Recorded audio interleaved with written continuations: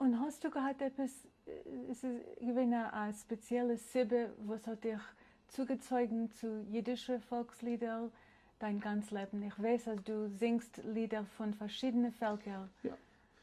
Aber warte, no, was? Das jüdische Lied ist meins. Die anderen Lieder sind Lieder, und ich bin doch ein Sänger, singt er kolmine von anderen Kulturen. Und es ist gut also. No, was? Das jüdische Lied ist meins. Und ob ich will es nicht singen, wird keiner nicht singen. Ich habe das in Sinnen, als wir misshalten dabei. Das von allein wird, wir können vergessen, die ganze Kultur können wir vergessen. Es kommt ein neuer Tag, und es sind nicht zu merken Sterne, und man denkt, die Sterne werden kommen nicht zurückkommen. Nur der Sinn von dem neuen Tag ist nicht das Einzige. Sie du der Sekunde von Nächten. Und der Sekunde von Nächten ist euch etwas zu halten heint und zu überführen auf morgen. Das ist wichtig. Es ist eine Kultursache. Wie du geschrieben, als Jiden, Intellektuelle, kluge Menschen, sollen kennen nur eine Sprache, oder zwei Sprachen. Einmal in Israel ist es so, es hat gehalten, gepasst dafür. Also, Jiddisch ist eine Gollesprache und man muss vergessen auf den Golles. Koidem kol, man vergesst nicht. Schön ist, das heint schon nicht mehr so, in Israel euch. Es sind du Bücher. Die Hebräische Universität gibt daraus Bücher auf Jiddisch. Jiddisch Lieder, gebürtig, der Warschawski, so, das ist du.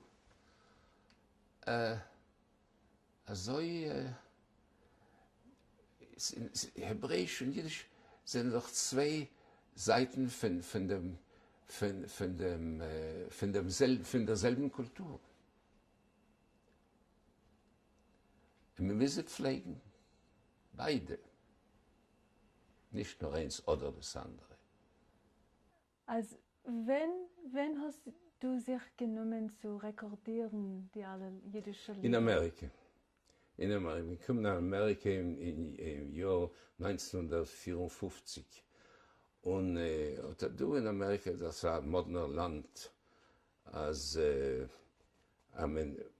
habe damit gesungen. Gesungen in Wien, in Israel, ich habe gesungen in London, viele vor der Königin Elisabeth, ich habe gesungen. Hast du gesungen auf Jiddisch? Auf Jiddisch, warte, im Buckingham Palace. Wie so kleibst du aus deine Lieder auf Jiddisch? Sind da so viel? Was mir gefällt, du Singer. Ich bin nicht kein, wie sagt man das, Akademiker, was sagt, allerdings müssen wir rekordieren, allerdings müssen wir singen. Ihr singt nur das, was mir gefällt. Und was passt zu meiner Stimme, zu der Gitarre, zum Instrument. Ich bin nicht kein Hasen, ich bin nicht kein Operasänger, ich bin ein Folklorist. Also sind du Kategorien von Liedern, was gefallen dir mehr wie andere auf Jiddisch? Volkstümliche meistens. Lieder soll man nicht nur singen, nur man singt, als andere sollen es hören und lernen und sie sollen es singen. Das ist der Zweck, einer von den zwei. Ein Zweck ist, es gefällt, was zu singen. No. Und sind gewinnt vorhanden andere, wo das ja sich gerade die Möglichkeit zu bekennen? Gut gewählt. Ja. Kannst du ein bisschen erzählen wegen dem? Noch getroffen einmal, gerät, eine halbe Schuh. Also, wer soll mir fort auf ein Schiff und kommt ein anderes Schiff dagegen. Und man sagt Hallo und man fährt weiter. Und auch jetzt von Singen, was ist, ich weiß, die Hauptsache. Was noch tust du oft mit Jiddisch und dein Poesie. Oder die Lieder, ich verteidige die Lieder, übersetze die Lieder auf Englisch, weil die Menschen kennen noch nicht kein Jiddisch mehr. Will ich, also sie sollen bekommen den Tam von einem Lied, singe ich also ein Lied auf Englisch, auf Jiddisch und auf Englisch, mit englischen Wörtern euch. Sie sollen verstehen, wo das ist. Und ich übersetze. Lang für dir, was ist anders von anderen Sprachen, was du kennst, gut? Darfst du nicht so gut? Heimisch. Heimisch? Es ist heimisch. Es ist meins.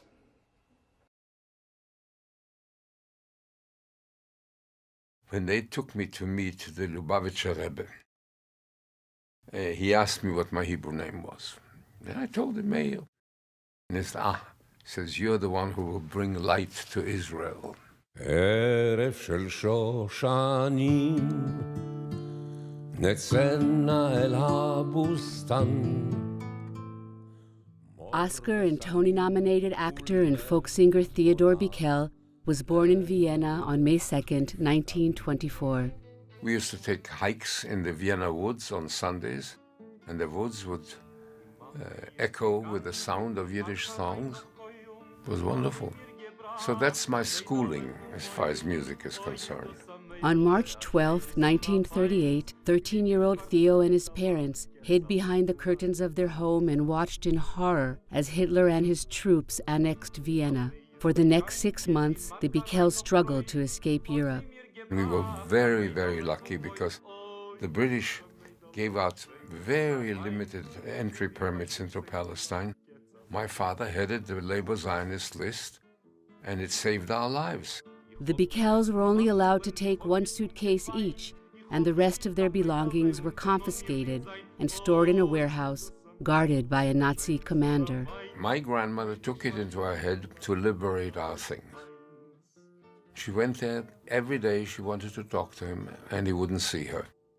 But she sat in the anteroom every day from the time they opened until they closed, and he had to pass her on his way in and on his way out. She was crying all the time. And he finally said, after a couple of weeks of that, get that old Jewish woman out of my sight. I'll sign off anything she wants. Just get her out of here. He signed off, and they got our things out of storage, and she had them packed up and shipped from Nazi Austria to Tel Aviv, and they arrived in cartons with swastikas all over them.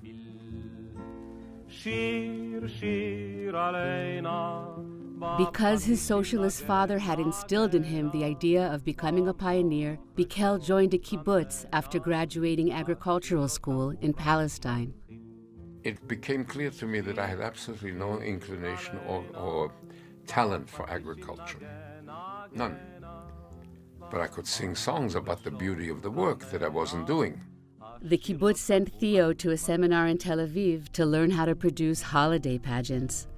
Once I tasted professionalism that was available in Tel Aviv, I knew that was my life.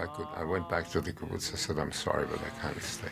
Bikel began his 70-year-long acting career with the Habima Theater, the National Theater of Israel. But when he and a group of young actors realized the older actors had no intention of giving them any real parts, they founded the Kamari Theater in Tel Aviv. I did 4 plays with the Kamari, and by that time the war was over in Europe. Bikel moved to London in 1946 to study at the Royal Academy of Dramatic Art. He made his London stage debut in 1948. Over the next 6 years, Bikel acted in the English theater, including in such hits as Sir Laurence Olivier's Streetcar Named Desire and Peter Ustinov's The Love of 4 Colonels. Bikel left London when he was offered a role in the Broadway show Tonight in Samarkand. And I came to New York, And I fell in love with New York. I spent 8 years in England. I wasn't an Englishman ever. I spent 8 weeks in New York, and I was a New Yorker. Bikel was then offered the role of Captain Von Trapp in the original Broadway production of The Sound of Music, alongside Mary Martin. The show was successful beyond anyone's expectations and played to sold-out audiences for more than 2 years. The song Edelweiss, not in the original script, was written especially for Bikel. Edelweiss, Edelweiss. While building his theatrical resume, Bikel also launched an illustrious career in music. In England, I sang. It was never a career. But in America, as you well know, they don't tolerate your doing anything well without forcing you to accept money for it.